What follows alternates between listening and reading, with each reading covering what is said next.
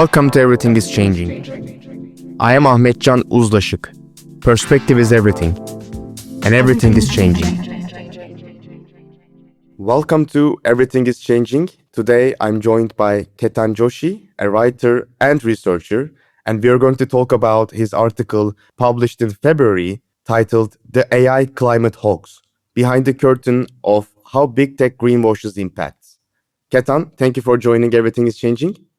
Yeah, very happy to be here. Just to set the scene, can you walk us through your background a little? Absolutely. So I began my career in renewable energy in Australia, working at a wind farm company, actually.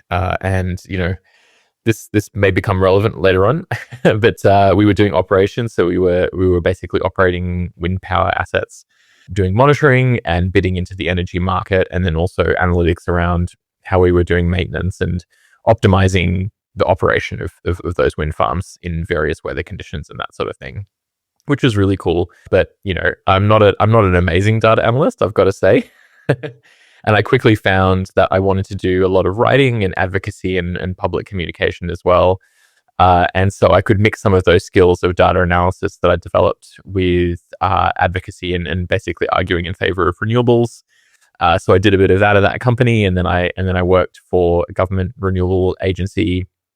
I worked with some folks who are doing wind power advocacy in Australia, which is really interesting. And then in 2019, I wrote a book with the University of New South Wales, which was about energy justice and climate politics in Australia. And that's called Windfall. That was published in 2020. And then at that same time, I moved to Norway. And so I worked in corporate accountability with a Brussels-based NGO, and I've been working freelance for about 1 year now. And that's underneath that freelance heading is where I've been doing many of my recent reports and writing. That's amazing. And I really enjoyed your article on AI and its so-called climate benefits, and we are going to talk about that. And I suggest all of our audience to read that report. I'm going to share it after this interview. I think what makes this report particularly interesting, in my opinion, is that while we have been talking a lot about how AI puts pressure on the climate through things like energy and water use, we haven't really focused as much on how companies use different tactics to greenwash those impacts. What would you say? I totally agree. This is very much why I pitched the report and wanted to put it together, because I think that there's some unique characteristics of how they talk about what they're doing. There are a few things that are quite new. And I think that the climate movement itself has not really faced a situation like this before. And one thing in particular really stands out to me is that what we saw in the 2020s, I guess the early 2020s, I should say, 2019 to 2021 maybe, was peak net zero. I've sort of heard it referred to, which is essentially the flurry of net zero commitments from companies. A lot of them quite ambitious, but none of them quite as ambitious as those from like Google and Microsoft and Amazon. Amazon set up this thing called the Climate Pledge, where they helicoptered an entire big sign that says Climate Pledge Arena on top of a sort of hockey rink in the US. So there was a lot of grandiose promise. And then now, 5-6 years later, and then the next batch of corporate reports is coming out in a few months' time. We've seen the exact opposite. And I mean that very literally, in that the emissions have gone up and up much more, than anybody expected from those companies, indicating that not only were they insincere about the promise behind those targets, they were actually very much acting in a way that has caused their emissions to go in the exact wrong direction. So they're increasing. And so I think that's really important, because first of all, they know that, and they don't really want it to be too well known or recognized. So they have to engage in a series of activities to present an image of themselves as still green and still on going on with their targets.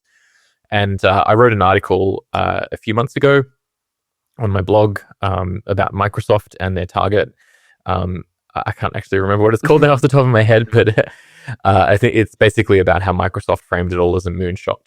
And it is sort of like brave, big effort to get to the moon, which, relevant to NASA's big actually going to the moon. I think that's really important. And so the climate movement needs to identify in familiar terms how they're talking about what they're doing, and in a way that we can recognize and push back against. Yeah, and I seen the graphics that you put inside the report, and it just seems so surreal that they publicly commit to one thing and the exact opposite has been happening. So maybe we can start with something simple. Throughout the report, you make a distinction between traditional and generative AI. What's the difference? Yeah, so machine learning exists in very many different technological categories. I had to lean on the work of many experts, computer science experts, who've done much more on this. Actually, after the report was released, there was a really good report from the International Telecommunications Union that I think maybe frames it in much more simpler terms, which I really appreciate.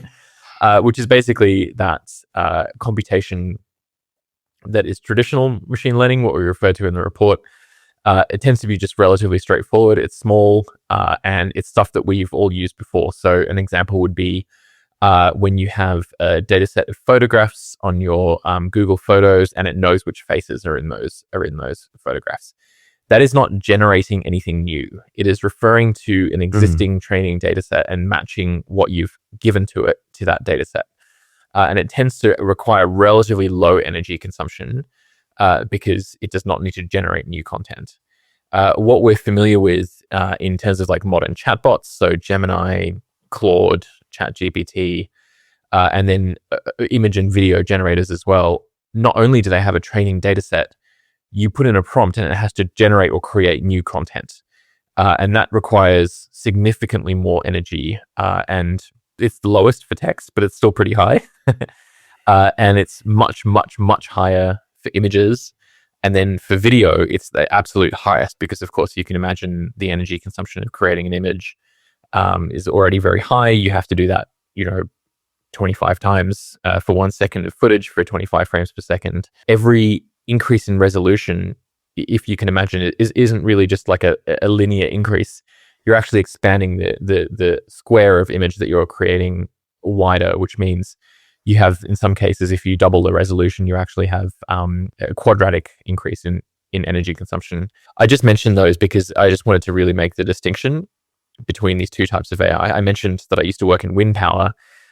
We used to use machine learning for forecasting. In fact, I think those people who still work in wind power absolutely still use machine learning to help improve the forecasting of wind speeds. You can plug in a data set of existing wind speeds and kind of tell the machine, okay, learn from that, look at the variables and try to come up with better forecasts in the near future, which can help a wind power operator decide when to shut down the turbines to do maintenance, for instance. Yeah. You can run that stuff on a laptop. That stuff is not energy intensive at all. Whereas running generative machine learning, there is a reason that you can't use ChatGPT on your phone when the internet is off.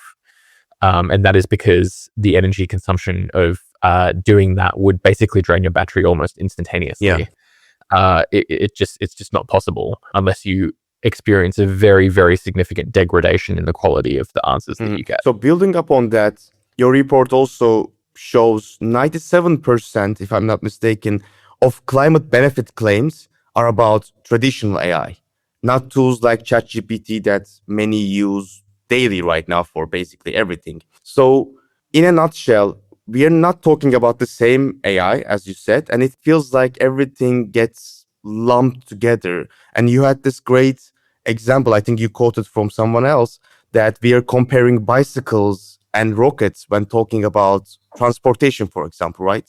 Yep. We are pretending like they're the same thing. Yeah, that was from Karen Howe, who she recently published a book called Empire of AI, which I highly recommend. It's a great read. There's a lot of good stuff actually on the climate elements and some of the debates in there. And she describes it as you said, it's slightly absurd. Like, you're a climate reporter. You would never talk about transport as a general good or bad thing for climate. Of course. It would be so strange and people would not follow what you're saying.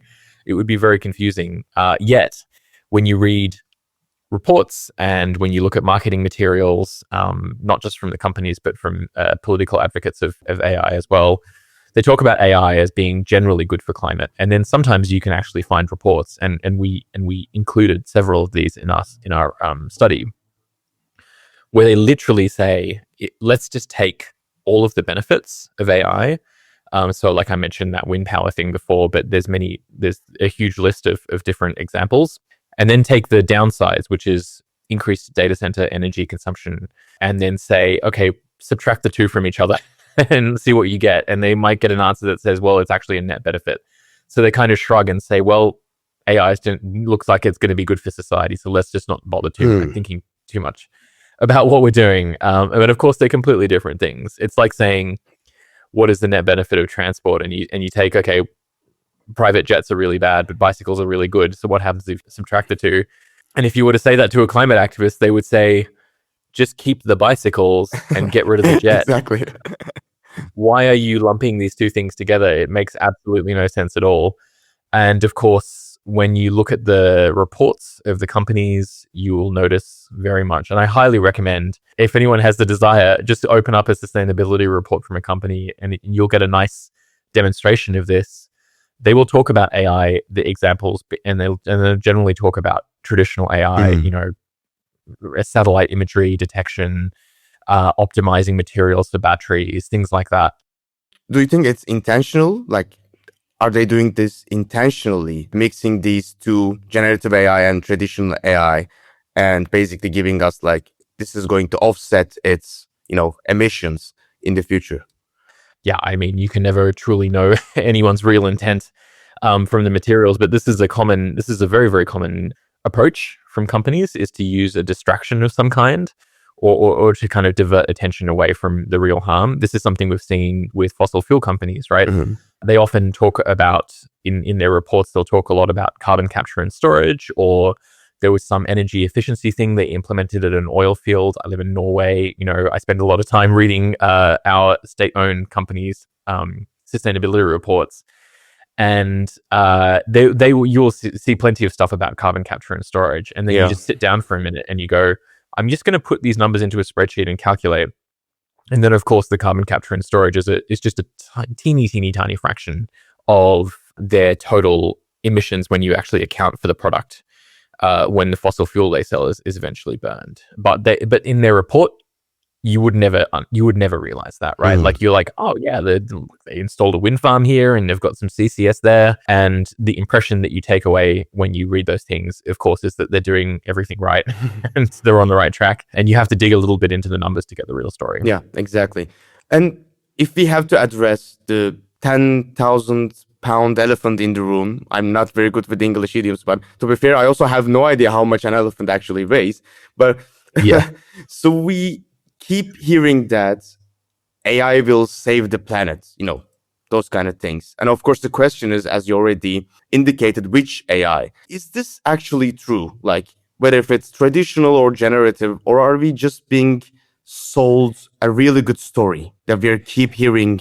Yeah, this was, I guess, the finding of the report that I found to be most surprising, because when we were collecting up all these examples, we also thought it would be useful to collect up the evidence that they cite when they talk about it, regardless of traditional or generative AI. So actually, most of the examples that we look at here were traditional AI, as you mentioned earlier. And we found it really interesting that the evidence that they put forward for these tools or these systems having very significant emissions reductions impacts globally is quite weak. And the reason I say that is, first of all, they're making claims of very major global emissions reductions on the level of gigatons. So, every year the Earth has about 49 to 50 gigatons of emissions, and they're talking about reductions of, 10, 15% on that in the near term, before 2030. Thanks to AI deployment. And so this is like major, earth-shattering, climate-changing, stuff. And so I thought, well, the evidence must be pretty strong if they're claiming that. And it is not strong. Generally, the International Energy Agency, for instance, had a report on this, and they tended to cite a fair few academic papers. They actually had the highest proportion of academic papers that they cited, we did not do a deep analysis into what was in those papers or the exact nature of the evidence that was being cited. We just categorized it into where it was from. And what we found is that even the International Energy Agency, which is the best of all of them, only about a third were academic papers. A third were corporate websites, essentially. So like, a company that sells a software system for monitoring a battery, they'll kind of put that as the reference and they'll say, well, this is an example of how it could be reducing emissions. But I don't think that a corporate website alone counts as evidence that it could actually reduce emissions. Yeah, of course. And when I was doing this analysis, I really compared it all to the Working Group 3 report from the Intergovernmental Panel on Climate Change, which was released a few years ago, which is, my absolute favorite. Of course, I'm a Working Group 3 person. And, the quality of evidence that they have there is, or I guess the requirements is quite high. And they won't say that anything is going to be doing an emissions reductions effect unless they have a good reason to do so. And I guess maybe just one good example worth mentioning, there's a claim in the IEA's report where they talk about a specific cruise line company, I think it's called Carnival Corporation, where they talk about Carnival Corporation reducing their fuel use by 5% thanks to AI deployment. And I was like, geez, that's a lot. 5% is pretty massive for such a major, I think it is the biggest global cruise ship corporation in the world. And I looked up the link and it was to a website that just had 15 paragraphs of text and no links, no author, no sort of I couldn't really see who created that website. I have my suspicions about how that text was created. Probably with generative AI even, maybe. Yeah. It had that look, but you can never really prove it one way or another. But then I thought, okay, well, let me just look up this claim anyway. Maybe it's on their Carnival Corporation sustainability report.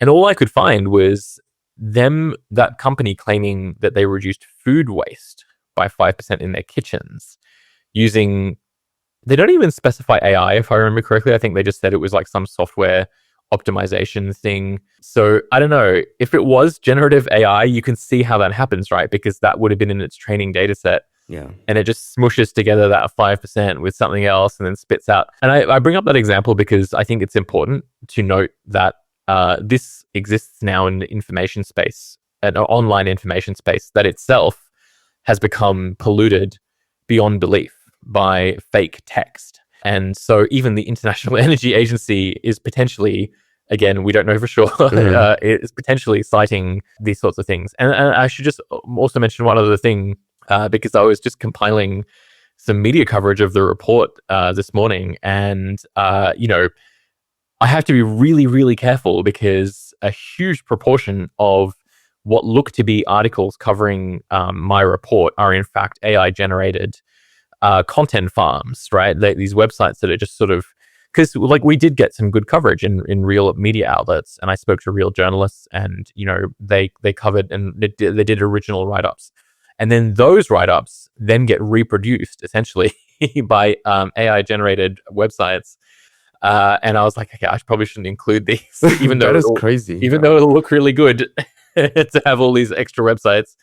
I'm not going to include AI-generated coverage of my anti-AI greenwashing report.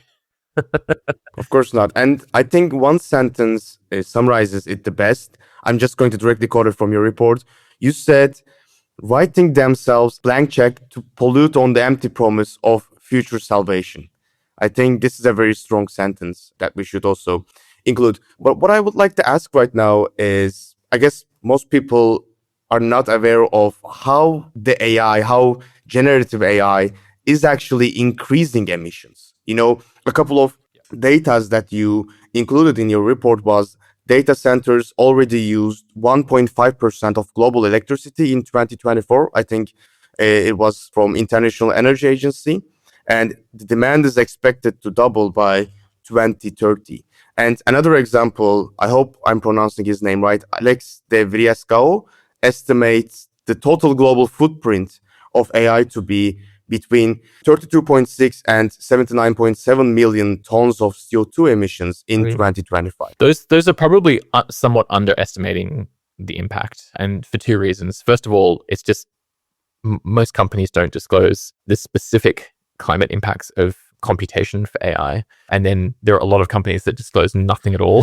Like Anthropic is a nice example. They disclose no information about energy or emissions whatsoever. And so that's a problem. So, like Alex, for instance, had to estimate that using chip sales, which is inherently uncertain, but it's the best we can do. And so that's bad. And then what we're seeing more and more is the construction of off-grid fossil gas power stations to run data centers. And so these are reported differently. Of course, some of them probably won't even be reported at all because they're off-grid, and so they're not part of the the power grid in the United States, for instance, or other countries. True. And so that's an underestimate, but it's still quite substantial, right? Like that's, if I remember that Alex's study correctly, that's like the emissions of New York State. Mm-hmm. And so it's not like massive, right? Like it's not like an entire country's worth of emissions. But if you care about New York State as a region of the world that has emissions that you want to try and reduce, then you should care about this too, right? Because it's not the absolute number one top,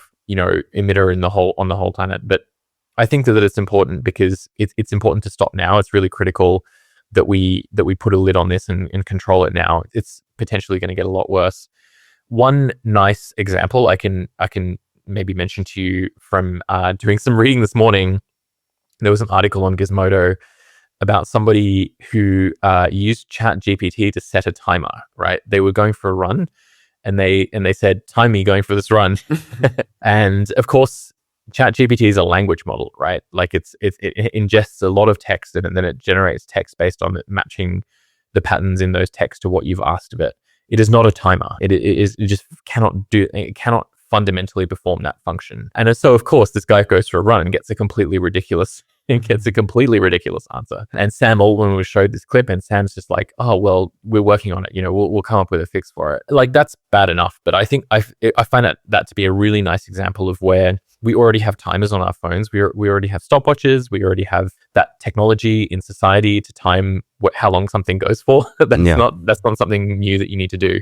But all of the pieces of technology from a stopwatch to a smartphone that perform the timing function would do it with several million times lower energy consumption than a chatbot would. Even if the chatbot were to successfully time a run, it would be doing it with many, many millions times more energy consumption. And I mean that very literally.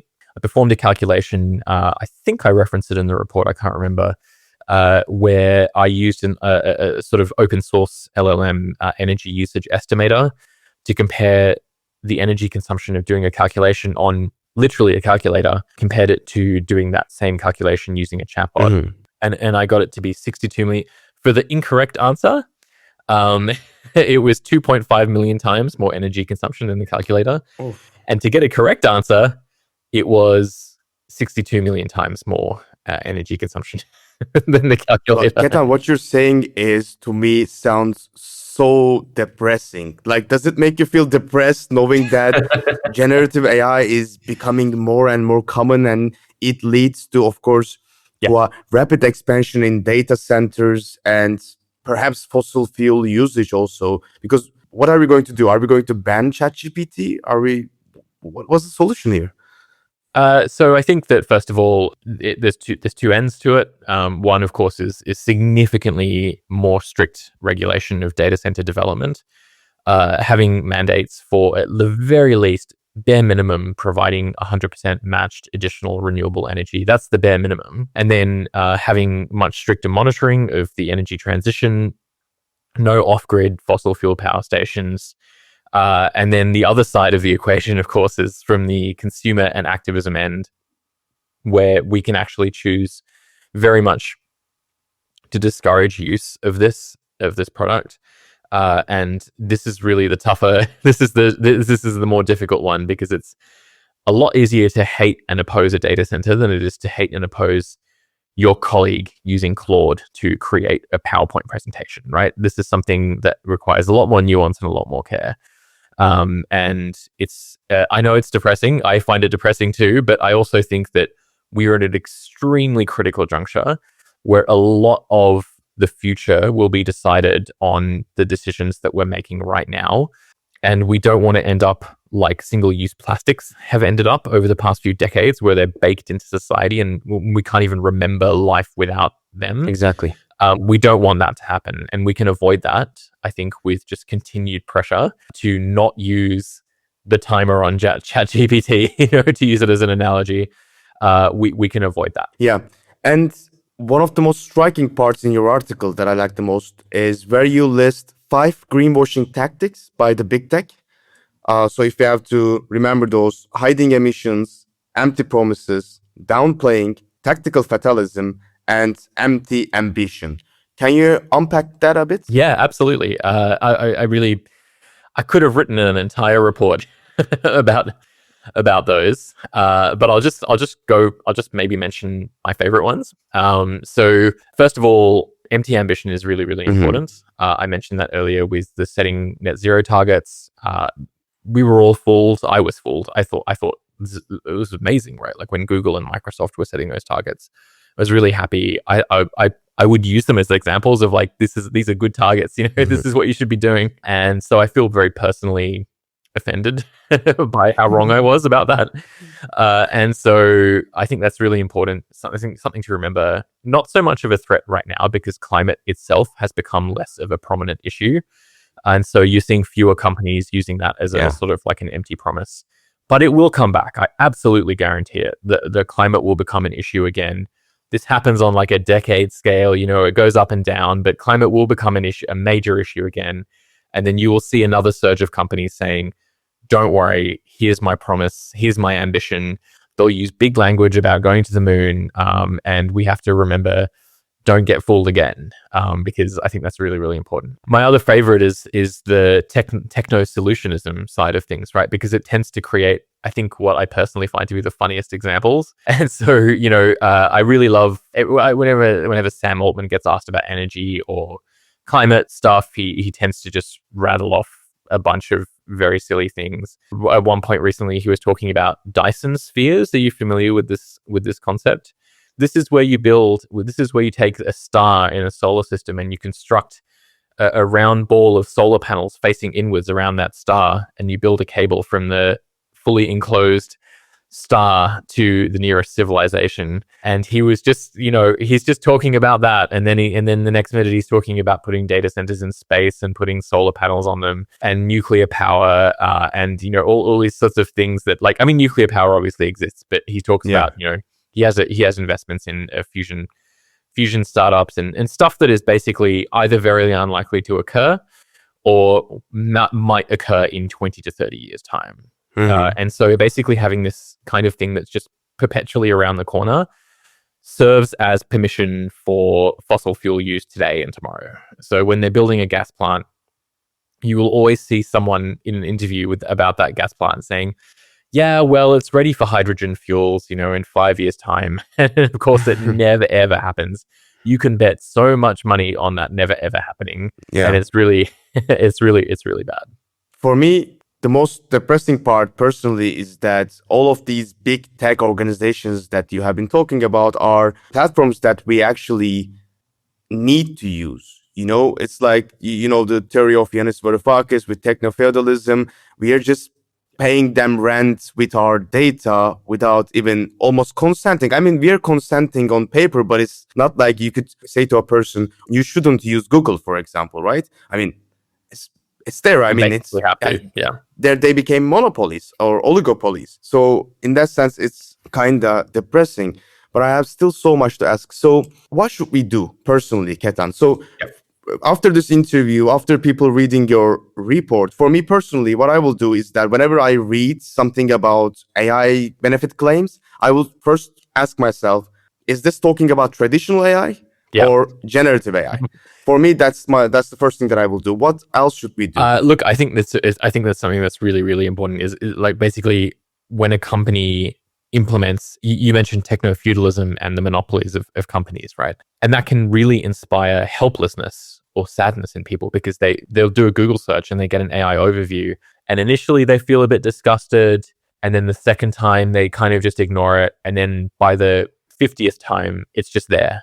It's like background noise, or they'll even read that overview and not click on links. When Ketan Joshi writes a new article, they won't be visiting that website, right? They'll just be reading the AI overview.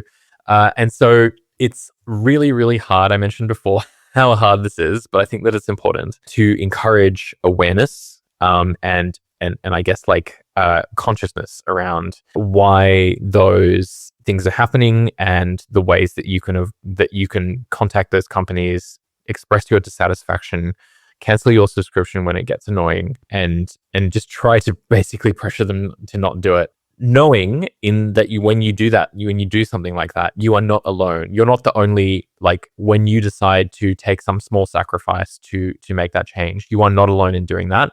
There are people who are opposing data centers on the grounds that they harm communities and overconsume water and overconsume energy and cause fossil fuel emissions. There are regulators and activists working on policy at the policy level around the world, also fighting on the other end to regulate the tech companies, to regulate development of data centers.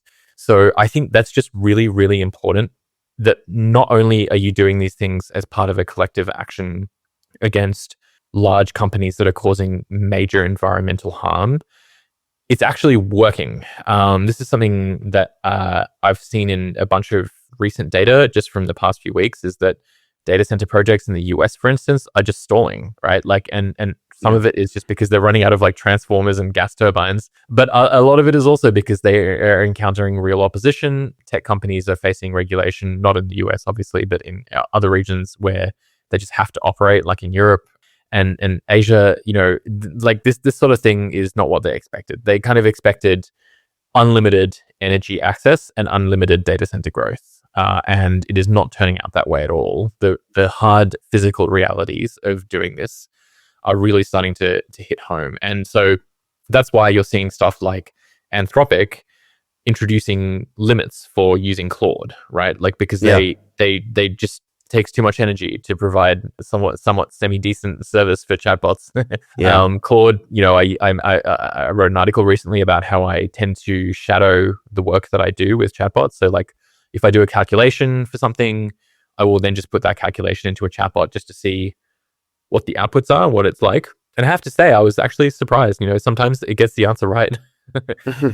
So it's not turning out to be how Sam Altman envisioned. Like he said that everywhere is going to be filled with data centers and everything. But what you're saying is showing a different side of the story.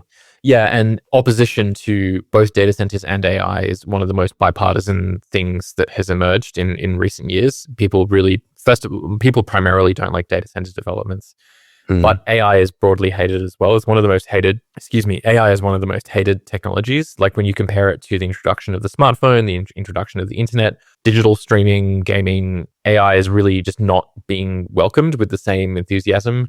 I think that's because it was oversold from the start. If it was basically just introduced as like, here's your little text generating engine that you can use to, write your kids' birthday invites or whatever, like a side feature in Microsoft, whatever, like, then it would have just been fine, right? Like, people would have just been like, yeah, whatever, I don't love or hate this, it's just an extra thing. But it's kind of basically been sold as like this, world changing, potentially intelligent, new consciousness that is going to reform society. And I think that is so really could bad. we say, as a final point, the AI or traditional AI or generative AI, just putting those aside for a moment, the main problem that you're pointing out in your article is that the way it's being sold is right now seems to be the real problem. Yes, absolutely. That's a really nice way of putting it, because these are conscious decisions being made by companies to develop their software in this way, in a way that we're seeing the most phenomenal build out of fossil gas power stations in the US off grid. No digital software has ever existed in a way that, Meta just announced they have a data center called Hyperion in Louisiana in the US. And they initially proposed 2.2 gigawatts of gas. That is, I wish I had like a comparison point handy, but that is massive, right? Like, these are country-sized levels of fossil gas turbines, right? Nowhere in the world have we built gas turbines at this scale, except for like one or two examples in the Middle East. And so that was pretty bad. A few weeks ago, they announced 5.5 extra gigawatts on top of that. So the annual emissions from this one data center will just massively increase Meta's emissions by a couple of times. There was another one from Microsoft that will itself, on its own, bring about a 55% increase in Microsoft's total greenhouse gas emissions.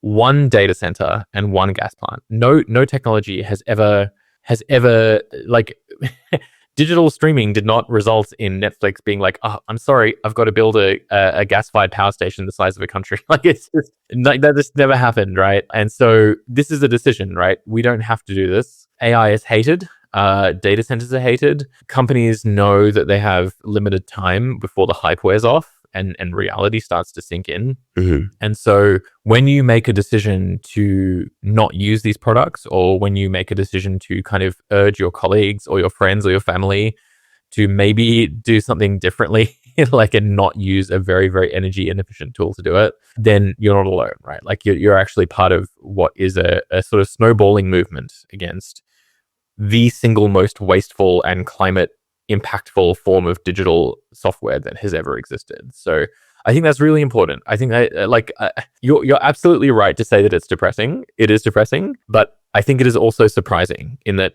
we are realizing how much you can push back against this sort of thing, and it makes a difference. What a great final point. Thank you, Ketan Joshi, for joining Everything is Changing. And thanks to you for this amazing article and paving the way for such great discussions and brainstorms. Thank you. Very kind words. Thank you for having me.